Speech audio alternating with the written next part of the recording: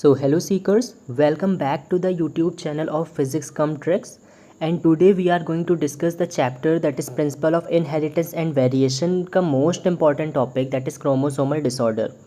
ये एक ऐसा टॉपिक है जहाँ पर बच्चे बहुत ज़्यादा मिस्टेक करते हैं। Therefore we are here again with a very new PDF जो कि आपको इंटरेस्टिंग भी लगेगा and it will going to cover each and every line of NCERT। Before starting you are very much aware about the thumbnail कि यार thumbnail में क्या बताया गया है। That is we are going to cover chromosomal disorder वाला पार्ट। Class 12th and NEET दोनों के लिए इक्वली इंपॉर्टेंट होगा ये, and this is premium content और ये बायोलॉजी है, therefore we have written here biology. Now let me start the chapter.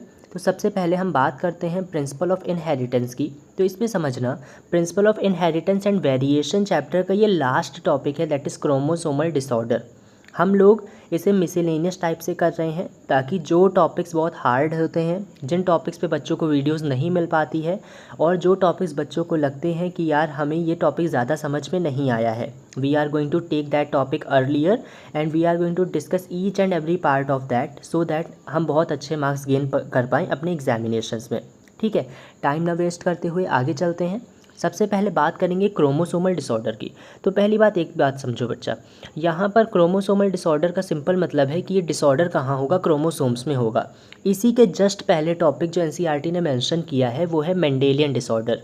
वहाँ पर पॉइंट म्यूटेशन होता है, वो बाद वाली क्लासेस में डिस्कस करेंगे, लेकिन यहाँ पर बताया जा रहा है कि क्रोमोसोम मतलब जो डीएनए रखता है अपने पास, उसी में डिसऑर्डर आ जा रहा है। अब वो कैसे होगा, ये दो टाइप का होता है। पहला टाइप ये है कि अगर क्रोमोसोम का नंबर घट जाए, वी ऑल नो कि अपने पास कितने क्रोमोसोम्स होते हैं, 46 क्रोमोसोम्स या तो 23 पेयर्स बोला जा सकता है। इनमें से अगर एक भी क्रोमोसोम का नंबर घट गया या नंबर बढ़ गया, then we are going to call it as aneuploidy. ठीक है, एक जस्ट दे रहा हूँ, अभी आगे डिटेल में पढ़ना है इसको। और कभी कभी क्या होता है, एक पॉलीप्लॉइडी टर्म आता है कि अगर 46 क्रोमोसोम है उसी का डबल हो जाए, 46 इंटू 2 या 46 इंटू 3। दैट सिंपली मीन्स कि सेट ऑफ क्रोमोसोम्स अगर बढ़ जाएँ या सेट ऑफ क्रोमोसोम्स अगर घट जाएँ, जनरली बढ़ते ही हैं, then we are going to term it as polyploidy. ये बहुत ही सिंपल सी डेफिनेशन है। अब एक बात यहाँ पे समझो, यहाँ पर क्रोमोसोमल डिसऑर्डर में होता क्या है, chromosomal disorder on the other hand are caused due to the absence और excess abnormal arrangement of one और मोर क्रोमोसोम्स। एक या एक से ज़्यादा क्रोमोसोम अगर आ जाए तो उसको बोल देंगे एबनॉर्मल अरेंजमेंट हो गया, बिकॉज नॉर्मल में 46 क्रोमोसोम्स होने चाहिए या 23 पेयर्स होने चाहिए। और इसी के दो टाइप हैं, एक है एन्यूप्लॉइडी जो अभी बताया है, और दूसरा है पॉलीप्लॉइडी। पी से पॉलीप्लॉइडी और पी से अभी अपने लोग याद रखेंगे प्लांट्स। मतलब polyploidy is often seen in plants but not in animals. Is this clear now? ठीक है, आगे बताओ डायग्राम वगैरह पीपीटी वगैरह कैसी है, कोई सजेशन हो कमेंट सेक्शन में ज़रूर बताना। आ जाओ आगे बढ़ते हैं। यहाँ पे क्रोमोसोम की गाथा थोड़ा सा समझ लेते हैं। देखो क्रोमोसोम में होता क्या है समझना। क्रोमोसोम एक ऐसा स्ट्रक्चर होगा थ्रेड लाइक, जो कि अपने पास इंफॉर्मेशन रखेगा पैटर्नल साइड मतलब फादर वाले साइड की भी, और मैटरनल साइड मतलब मदर वाले साइड की भी। इनमें होता क्या है, we are very much aware कि यही जो क्रोमोसोम्स हैं यही जेनेटिक इन्फॉर्मेशन कैरी करते हैं, और यही genetic information parents two of spring में ट्रांसफ़र होता है। एक बार फिर बनाते हैं यहाँ पे इसको थोड़ा सा और अच्छा बनाने के लिए। यहाँ पर हम इसलिए बना रहे हैं, दैट्स वाई अगर कभी भी बोर्ड के एग्ज़ाम में बनाने को आए और टाइम कम बचे बच्चा, तो थोड़ा सा, अरे ज़्यादा मोटा हो गया ये, तो थोड़ा सा अच्छे से बनाते हुए इसे बना लेंगे। ठीक है, लेट मी इरेज इट।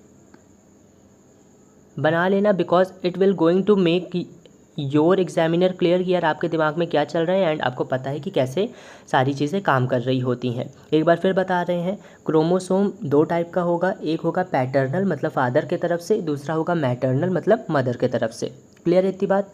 वो करेगा क्या, जेनेटिक इन्फॉर्मेशन कैरी करता है। हम ह्यूमन बींग्स की अगर बात करें तो ह्यूमन बींग्स में कितने क्रोमोसोम्स होते हैं, सबको पता है भाई, ह्यूमन बींग्स में कितने क्रोमोसोम्स हैं, 46 क्रोमोसोम्स। और यही 46 क्रोमोसोम्स को क्या हम 23 पेयर लिख सकते हैं, क्योंकि हमेशा क्रोमोसोम पेयर्स में ही होते हैं, एंड 23 मल्टीप्लाइड बाई 2 हमें क्या दे देगा, 46 क्रोमोसोम। ये बताओ नॉर्मल है कि एबनॉर्मल? तो ये है नॉर्मल वाला क्रोमोसोम, लेकिन अगर इसमें बढ़ जाएगा या घट जाएगा देन ये क्या हो जाएगा, एबनॉर्मल क्रोमोसोम। बताओ, ये क्रोमोसोम के डायग्राम्स यहाँ बने हुए हैं, you can see here also. And अच्छा ये क्या है यार, ये किसी ने पूछा नहीं, this is the logo of physics come tricks. आपने चैनल पे विजिट किया है तो चैनल का लोगो भी देखा होगा। अगर कंटेंट अच्छा लगे then do subscribe because that will motivate me also to make more precious content, more premium content, and press the bell icon ताकि आपको नोटिफिकेशन सबसे पहले मिलती जाए। अब देखो क्रोमोसोम की गाथा ये पार्ट 2 है। पार्ट 2 में समझो यार, जो क्रोमोसोम है वो 2 टाइप का होगा, एक होगा ऑटोसोम, दूसरा होगा सेक्स क्रोमोसोम्स। ये सिंपल सी एक बात हम समझाते हैं यहाँ। देखो अपने पास टोटल 46 क्रोमोसोम थे, लेकिन 46 में से 44 क्या होते ऑटोसोम्स, मतलब ऐसे जो हमारे बॉडी में सेम है, मतलब मेल एंड फीमेल में कोई डिफरेंस नहीं होता है इन ऑटोसोम्स में। एक बात ये क्लियर करो, क्लियर, मेल और फीमेल में ऑटोसोम्स में कोई भी डिफरेंस नहीं होता है।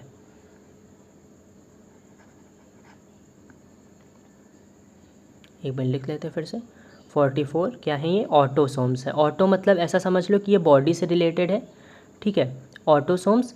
एंड दो जो बचे, देखो 46 होता है, 46 में से 44 चले गए, लेकिन दो बचे। दो कौन से, या तो वो बचेगा XX, दैट मीन्स फीमेल, और पूरा बोलते हैं तो फीमेल सेक्स क्रोमोसोम्स,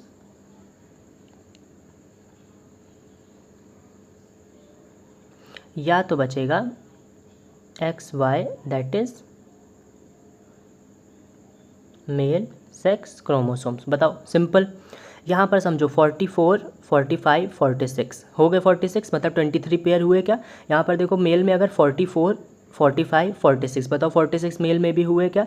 तो सिंपल एक बात समझो, मेल और फीमेल में कुछ भी डिफरेंस नहीं है सिवाय इन सेक्स क्रोमोसोम्स के। मेल में भी वही 44 ऑटोसोम घूम रहे हैं, फीमेल में भी वही 44 ऑटोसोम्स हैं।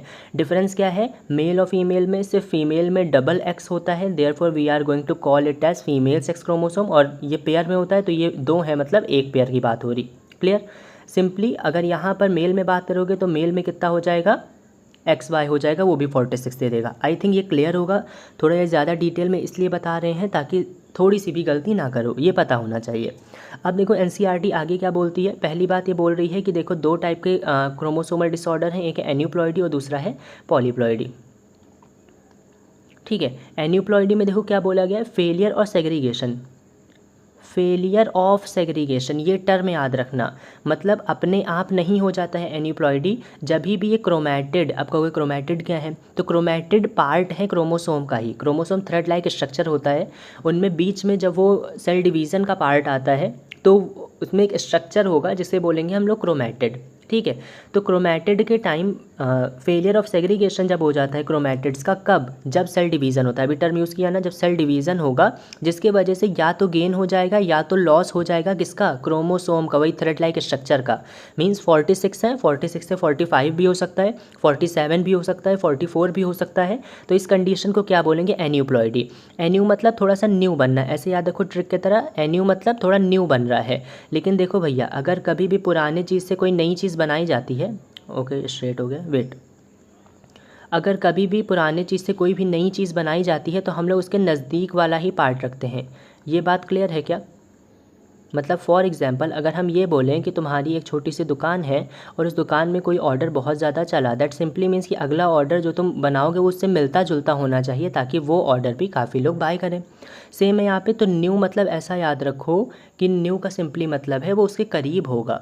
ओरिजिनल में कितना था, 46 था, लेकिन एन्यू मतलब न्यू में करीब होने का मतलब क्या है, या तो 44 हो सकता है, या तो 45 हो सकता है, या 46 तो नॉर्मल हो गया, या तो 47 हो सकता है, 48 भी हो सकता है। ठीक है, अब यहाँ पर देखो इसके एग्जाम्पल अपने कोर्स में दो हैं, डाउन सिंड्रोम, दो नहीं तीन है सॉरी, ये तीनों ही एग्जाम्पल हैं एन्यूप्लॉइडी का। पहला है डाउन सिंड्रोम, डाउन सिंड्रोम, दूसरा है टर्नर सिंड्रोम, तीसरा है क्लाइनफेल्टर सिंड्रोम। देखो टर्नर लिखने में छोटा है तो ये फीमेल में होगा, क्लाइनफेल्टर लिखने में बड़ा है तो ये मेल में होगा। इसका मतलब क्या है, सिंपल सा ये है, देखो अगर इंडियन सोसाइटी की बात करें then height of male and female में देखा जाए तो जनरली मेल की हाइट ज़्यादा होती है एज़ कम्पेयर टू फीमेल। तो क्लाइनफेल्टर लिखने में बड़ा है मतलब मेल में होगा, और टर्नर लिखने में छोटा है तो फीमेल में होगा। डाउन किसी में भी हो सकता है। ठीक है, डाउन सिंड्रोम में 21 नंबर क्रोमोसोम की कॉपी हो जाती है। मतलब अच्छा ये बताओ इस सेंटेंस से अगर कभी भी ये क्वेश्चन लिखकर आ गया तो क्या समझोगे, 21 नंबर क्रोमोसोम जो है उसका कॉपी बन गया, मतलब 46 था लेकिन एक 21 का एक और आ गया, 46 + 1 मतलब कितना हो गया, 47। तो डाउन सिंड्रोम में कितना क्रोमोसोम मिलेगा, 47। क्लियर है। अब यहाँ पे समझो टाइप्स ऑफ एन्यूप्लॉइडी अगर बात करें तो टाइप्स ऑफ एन्यूप्लॉइडी में पहला होता है मोनोसोमी, दूसरा होता है ट्राइसोमी और नलीसोमी भी होता है। लेकिन अपने बुक ने 2 टर्म यूज़ किए हैं, देयरफॉर हम लोग वही 2 टर्म को लेकर चलेंगे। पहला है मोनोसोमी, बहुत सिंपल है भैया। मोनोसोमी में बोला गया एक कम हो जाए, मोनोसोमी मतलब एक कम हो जाए।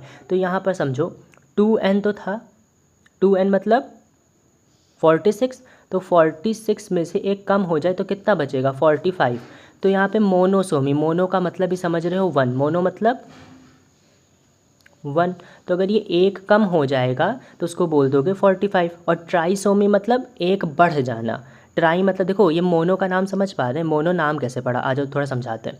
देखो मोनो में क्या बोला गया था, 44 प्लस XY होता है, ठीक है। तो जनरली की बात है, यहाँ पर XY में देखो अगर एक कम हो जाएगा तो बचेगा कितना, ये 44 तो कॉमन है सब में। अभी इसमें सुनो, 40 XY में अगर एक कम हो जाएगा तो बचेगा कितना, 2 थे, 2 में से एक कम हो गया, बचा कितना 1, 1 मतलब मोनो। क्लियर है। अभी ट्राई का भी आगे बता देंगे कैसे बनता है। अब यहाँ पे आज डेफिनेशन पढ़ लेते हैं। This occurs when there is a loss of 1 chromosome from a pair. अगर एक क्रोमोसोम का लॉस हो जाए और इसके वजह से कितने बचेंगे 45 क्रोमोसोम, और ये देखने को किस में मिलेगा, टर्नर सिंड्रोम में। अभी और डिटेल में टर्नर सिंड्रोम पढ़ना है तो वहाँ पे बताएंगे। आते हैं आगे। टाइप्स ऑफ एन्यूप्लॉइडी में दूसरा टाइप जो बुक ने बात किया है वो है ट्राइसोमी। ट्राइसोमी में बताओ भैया एक इसमें बढ़ जाएगा, ठीक है। बढ़ेगा कैसे, 44 प्लस XY था, इसमें एक और बढ़ गया तो बताओ 2 थे और एक और बढ़ गया तो कितना बन गया, ट्राई। ठीक है, बहुत अच्छा लिखना है तो पूरा लिख दो ट्राइसोमी। क्लियर। अब यहाँ पर बताओ 46 थे तो 44, 45, 46, 47, तो इसमें कितने क्रोमोसोम हो गए, 47 क्रोमोसोम। ये अपने को 2 में देखने को मिलेगा, एक क्लाइनफेल्टर और एक डाउन क्लाइनफेल्टर जो मेल वाले में होता है, ठीक है। आज जो पॉलीप्लॉइडी, इसमें ज़्यादा कुछ भी नहीं पढ़ना है। पॉलीप्लॉइडी के पी पे फोकस करना और प्लांट्स के पी पे फोकस करना। मतलब this condition is occurred in plant. इसमें क्या होता है, पूरा सेट ऑफ क्रोमोसोम, मतलब 46 क्रोमोसोम था उसका डबल हो जाना 46 इंटू 2, या उसका ट्रिपल हो जाना 46 इंटू 3। यहाँ पर टर्म पढ़ो, जब भी साइटोकाइनेसिस मतलब सेल डिवीज़न होता है। एक और चीज़ बता दें, पहले यहाँ पर अगर सेल है तो अंदर का पहले न्यूक्लियस डिवाइड होते हैं, फिर न्यूक्लियस डिवाइड होने के बाद ये टूट कर 2 अलग अलग सेल बन जाती है। अब ये बताओ, अगर कभी प्लांट्स में ये देखने को मिलता है कि अगर कभी सेल ये डिवाइड हो रही हो लेकिन न्यूक्लियस डिवाइड हो चुका हो बट ये सेल ना डिवाइड हो पाए, तो सेल डिवाइड नहीं होगा तो जैसा पहले था वैसा ही स्ट्रक्चर देगा, मतलब ऐसा ही कुछ स्ट्रक्चर देगा। तो देखो ये सेल तो एक ही है लेकिन एक सेल में टोटल इसके पास भी 46 क्रोमोसोम, हमने 46 एग्जाम्पल ले लिया, जबकि प्लांट्स में अलग होते हैं लेकिन हम एग्जाम्पल ले रहे हैं। 46 क्रोमोसोम इसके पास भी, 46 क्रोमोसोम इसके पास भी। तो हुआ क्या है, सेट ऑफ क्रोमोसोम बढ़ गए हैं। अब यहाँ पर जैसे डबल हुआ है और कभी कभी ट्रिपल भी हो सकता है, तो इसी सेट ऑफ क्रोमोसोम के बढ़ने को हम लोग क्या बोल देते हैं, पॉलीप्लॉइडी। बताओ इतनी बात क्लियर हुई क्या। In a whole set of chromosome in an organism increase हो जाता है। क्लियर। इस कंडीशन को हम लोग बोलेंगे पॉलीप्लॉइडी। कोई भी डाउट हो कमेंट सेक्शन में ज़रूर पूछना, ठीक है। और एकदम एनसीईआरटी को सिंप्लीफाई करके ला रहे हैं, बहुत ही ज़्यादा सिंप्लीफिकेशन के साथ इस पर काम किया जा रहा है ताकि अच्छे से आसानी से हम लोग समझ सकें कि ये कैसे काम हो रहा है। इसीलिए देखो यहाँ पर लिख दिया गया एनसीईआरटी सिंप्लीफाइड। कोई दिक्कत, ठीक है। अब यहाँ पे आते हैं, देखो डाउन सिंड्रोम बचा है अपने को पढ़ना, उसके बाद टर्नर और क्लाइनफेल्टर में एक धांसू सा एकदम डिफरेंस बता देंगे, सारी चीज़ें क्लियर हो जाएंगी, ठीक है। बस इतना ही आज अपने को करना है। तो यहाँ पे देखो डाउन सिंड्रोम, डाउन सिंड्रोम में पहली बात समझो, ये एक फिगर बनाया है एनसीईआरटी ने। अगर कभी ये फिगर बनकर आ जाए तो बिल्कुल भी घबराना मत, ये फिगर किसका है, अपने बुक में डाउन सिंड्रोम का फिगर होगा। क्लियर। इसके बाद यहाँ पर एक और फिगर, ये चीज़ भैया फोकस करना मत भूलना, ये हमने यहाँ पे टिक लगा दिया है, ये चीज़ फोकस करना बिल्कुल भी मत भूलना। समझो यहाँ पर ये जो क्रोमोसोम्स बने 1 2 3 4 5 6 7 8, ये ऐसे जो क्रोमोसोम्स बने हैं ना, यही टोटल अपने पास क्रोमोसोम होते हैं, ठीक, यही क्रोमोसोम होते हैं। लेकिन यहाँ पर जो 21 नंबर का क्रोमोसोम होगा वो 2 की जगह कितना हो चुका होगा, 3 हो चुका होगा। एक बार इसे गिनते हैं, 1 2 3 4 5, 5 10, 5 15, 15 16 17 18 19 20 21 22 और 23। 1 2 3 4 5 6 7 8 9 10 11 12 13 14 15 16 17 18 19 20 21 22 23, ठीक है। हाँ ठीक है। यहाँ पे अब समझो ये वाला जो फिगर है ये 23 टोटल है, इसे गिनकर देख लेना, मतलब ये फिगर किसका है, डाउन सिंड्रोम का है, ये गलती मत करना, ठीक है। क्वेश्चन में बहुत तगड़े क्वेश्चन बनते हैं और क्वेश्चन में ये फिगर देकर पूछ लेते हैं बताओ ये किसका फिगर है। ये तुम्हें मिसमैच कराएगा। अगर नीट के बच्चे हो तो जो सेल वाला पार्ट है उससे करा सकता है, जो माइटोसिस मियोसिस वाला चैप्टर है उससे करा सकता है, डाउन सिंड्रोम ऐसे ऑप्शन बनाकर देगा। तो इससे जब तुम गिन लोगे ना then you are very much clear कि यार ये अपना किसका है, ये डाउन सिंड्रोम के ही अपने बारे में पढ़ना है। डाउन सिंड्रोम में 2-3 चीज़ें हम बताना चाहेंगे। ठीक है, डाउन सिंड्रोम में सबसे पहली बात ये है कि ये एक साइंटिस्ट थे जिनका नाम था लैंगडन डाउन, तो उन्हीं के नाम पे डिजीज़ पड़ गई। ठीक है, ऐसे याद करना कि देखो डाउन है, डाउन मतलब होता है ना जैसे अंडरवर्ल्ड डॉन्स होते हैं, वो लोग क्या होते हैं अंडरवर्ल्ड होते हैं, तो डाउन मतलब अंडरवर्ल्ड और कौन होंगे डॉन। तो लैंगडन डाउन क्या है, वो अंडरवर्ल्ड टाइप के ही हैं। और इन्होंने भैया इसमें हम स्टार्टिंग वाला ईयर तो तुम्हें नहीं बता रहे लेकिन लास्ट वाला ईयर यहाँ पे याद रखो, ये 66। देखो यहाँ पर डाउन सिंड्रोम में 2 बार डी आ रहा है ना, तो इनके लास्ट में भी क्या है 66 ईयर, मतलब ये 66 साल की बात नहीं कर रहा हूँ, इन्होंने 66 में खोजा था। अब वो तुम्हारे लिए यहाँ पर आगे ये तुम्हें बताना है कि बताओ ये 1866 था कि ये 1966 था। ये होमवर्क है। ठीक है, आगे बताना है ये 1866 होना है कि 1966 होना है। ठीक, और हमने 66 से ये याद करा दिया कि देखो 6 का एक मतलब डी याद कर लो, 6 का एक मतलब डी याद कर लो, तो 2 डी मतलब 66 में इन्होंने खोजा था। अब वो 18 है 19 है वो बताना ज़रूर कमेंट सेशन में। ठीक है, बढ़िया है। इसके बाद दूसरी चीज़ देखो डाउन सिंड्रोम में तो इसमें होता क्या है पहले इसमें समझ लो, इसके कुछ फीचर्स हैं। फीचर मतलब ऐसा देखने को इसमें मिलता है, जो भी बेबी होगा छोटा उसमें शॉर्ट स्टैचर्ड होगा, स्मॉल राउंड हेड होगा। ठीक है, शॉर्ट स्टैचर मतलब छोटे हाइट का होगा, सिर गोल होता है, जो टंग होता है वो मुड़ी हुई होती है, पार्शली खुला हुआ माउथ होता है, जो हाथ होती है हथेलियाँ होती हैं वो ब्रॉड होती हैं, उनमें क्रीज एक पर्टिकुलर टाइप की धारियाँ बनी हुई होती हैं। फिजिकल साइकोमोटर और मेंटल डेवलपमेंट रिटार्ड होता है, मतलब धीमे धीमे होता है, मेंटल डेवलपमेंट भी धीमे होता है, फिजिकल डेवलपमेंट भी और साइकोमोटर डेवलपमेंट भी धीरे होता है। ये तो हो गई कैरेक्टरिस्टिक, लेकिन एक बात समझो कुछ कैरेक्टरिस्टिक्स यहाँ पे एक्स्ट्रा दी गई हैं। पहला दिया है कॉन्जेनाइटल हार्ट डिजीज़, ये दोनों कैरेक्टरिस्टिक सेम है मतलब सेम डिजीज़ के लिए हैं, लेकिन एक बात क्योंकि एनसीईआरटी ने ये 2 अलग अलग जगह मेंशन किया है इसीलिए दोनों को एक साथ लेकर आए हैं। ठीक है, फ्लैट बैक ऑफ हेड ये एक नई क्वालिटी याद रखना है, लूप्स ऑन फिंगर याद रखना है, पाम क्रीज पढ़ चुके हो, ब्रॉड फ्लैट फेस। ठीक है, और रिंकल्ड और फरोड टंग वो तो पढ़ ही चुके हो। तो ये कैरेक्टरिस्टिक हैं, अगर इनमें से कभी लिखने को आ जाए what are the characteristics for down syndrome, बहुत सिंपल है, आराम से यही वाले जो कैरेक्टरिस्टिक है मतलब रिटार्डेड पे ही काम करना है। मेंटल रिटार्डेड, फिजिकल रिटार्डेड, छोटी हाइट है रिटार्डेड हो जाएगा, स्मॉल हेड है रिटार्डेड हो जाएगा, है ना, फरोड टंग है रिटार्डेड, पार्शली ओपन माउथ है रिटार्डेड, फ्लैट फेस है रिटार्डेड, फ्लैट बैक है वो भी रिटार्डेड, कॉन्जेनाइटल हार्ट डिसीज है रिटार्डेड। रिटार्डेड पे ही बस फोकस करना, तुमको अपने आप सिम्टम्स मिलते हुए चले जाएंगे। बताओ डाउन सिंड्रोम का क्लियर हुआ, कोई दिक्कत? ठीक है, आशा करते हैं ये चीज़ समझ में आई होगी। अब आ जाओ टर्नर सिंड्रोम पे। टर्नर सिंड्रोम पे नीचे देखो, टर्नर्स और क्लाइनफेल्टर ये 2 सिंड्रोम बताए गए हैं यहाँ पे, टर्नर और क्लाइनफेल्टर सिंड्रोम। देखो टर्नर हमने बोला था इंडिया में अगर देखा जाए हाइट के बेसिस पे तो मेल और फीमेल में हाइट मेल की ज़्यादा होती है, तो ऐसा याद कर लो कि क्लाइनफेल्टर लिखने में बड़ा है इसीलिए किस में होगा, मेल में होगा। क्लाइनफेल्टर लिखने में बड़ा है तो किस में होगा, मेल में, इधर हम लिख दें इन मेल। और टर्नर लिखने में छोटा है तो ये किस में होगा, फीमेल में होगा। कोई दिक्कत?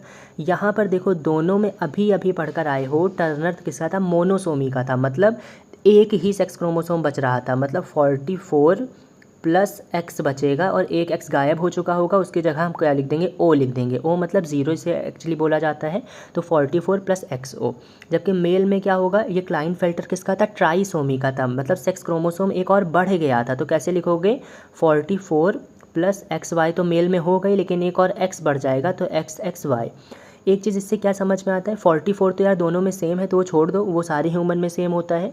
यहाँ पर टर्नर में फीमेल में एक एक्स क्रोमोसोम मिसिंग है मतलब जो फीमेल सेक्सुअल कैरेक्टर्स हैं या जो फीमेल कैरेक्टर्स हैं वो कहीं ना कहीं लैक हो रहे होंगे, कम हो रहे होंगे, समझे, क्योंकि क्रोमोसोम एक कम हो गया है। तो इस डिसऑर्डर में देखो ये डिसऑर्डर कॉज कैसे होता है, absence of one of x chromosome. बताओ यही था क्या, एक एक्स क्रोमोसोम उड़ जाता है, गायब हो गया, तो बचते कितने हैं 44 प्लस एक्स ओ, या तो इसको बोल सकते हैं, इनको देखो या देखो ये 2 तरीका है लिखने का, या तो 44 प्लस एक्स ओ लिखो या तो 44 और ये एक और मतलब 45 विद एक्स ओ।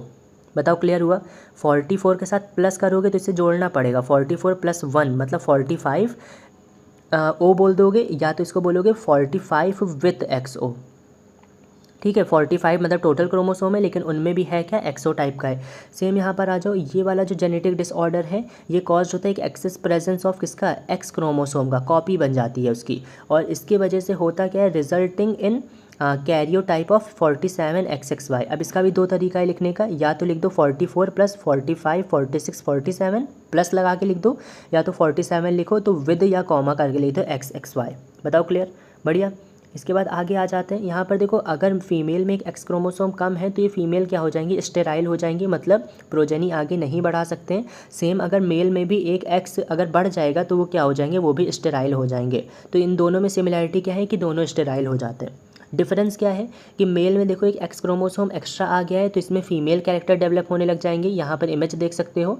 तो इनमें देखो मस्कुलिन डेवलपमेंट तो हो गई, क्योंकि मस्कुलिन वाला सारा क्रोमोसोम है XY, लेकिन साथ में ही फेमिनिन डेवलपमेंट भी हो जाएगा, जैसे डेवलपमेंट ऑफ ब्रेस्ट जिसको बोला जाएगा गाइनिकोमेस्टिया, मतलब फीमेल कैरेक्टर्स भी डेवलप होने लगेंगे। और यहाँ पर देखो टॉल स्टैचर है, ये फेमिनाइज्ड कैरेक्टर भी दिखाया गया है। तो ये एग्जांपल किसका है, क्लाइनफेल्टर सिंड्रोम। सिंड्रोम मतलब ग्रुप ऑफ डिजीजेस को बोला जाता है जनरली। अब फीमेल में देखा जाए तो फीमेल में क्या होगा, ओवरीज जनरली होती हैं एग बनाने के लिए, लेकिन क्योंकि एक एक्स कम हो गया है तो ओवरीज रूडिमेंट्री हो जाएंगी, मतलब इनएक्टिव हो जाएंगी, जिसकी वजह से जो भी सेकेंडरी सेक्सुअल कैरेक्टर हैं वो लैक हो जाएंगे, मतलब कमी हो जाएगी। तो यहाँ पर देखो शॉर्ट स्टैचर दिया गया है और यहाँ पर टॉल स्टैचर दिया गया है। तो इससे यार ये क्या याद रखोगे, टॉल और शॉर्ट का मतलब फिर से वही बात बता रहे हैं, टॉल है तो किसके लिए होगा, लिखने में बड़ा है मतलब मेल के लिए, शॉर्ट है लिखने में छोटा है तो फीमेल के लिए, ऐसा याद कर लो। बताओ इतने में कोई डाउट है। ठीक है, एक बार डाउन वाला यार एक और चीज़ अपने को याद करना था, ये कौन सा, क्रोमोसोम नंबर 21 ही कॉपी हो जाती है। 21 नंबर जो क्रोमोसोम होगा उसकी कॉपी हो जाती है, मतलब ये मेल और फीमेल स्पेसिफिक नहीं है, ये मेल में भी हो सकता है डाउन सिंड्रोम, फीमेल में भी हो सकता है, जबकि ये फीमेल में और ये मेल में। डाउन सिंड्रोम में भी एक क्रोमोसोम बढ़ जा रहा है मतलब ट्राइसोमी हो रहा, क्लाइनफेल्टर में भी बढ़ जा रहा है मतलब ट्राइसोमी हो रहा, टर्नर में घट जा रहा है मतलब मोनोसोमी हो रहा। क्लियर है। अगर कोई भी डाउट हो तो कमेंट सेक्शन में ज़रूर बताना, और नेक्स्ट जिस भी टॉपिक पे वीडियो चाहिए या जो भी लग रहा हो टॉपिक हार्ड हो बताना, ट्रिक से लाने का पूरा कोशिश करेंगे, ताकि you are able to achieve the desirable rank and desirable marks that you want. ठीक है, आज के लिए इतना ही करते हैं, दैट्स ऑल फॉर टुडे। और NCERT को सिंप्लीफाइड करने का एक नया तरीका लेकर आए हैं। ठीक है, PDF वगैरह कैसी लगी कमेंट सेक्शन में ज़रूर बताना। वीडियो अच्छा लगा हो सब्सक्राइब कर देना, लाइक कर देना। That's all for today, thank you.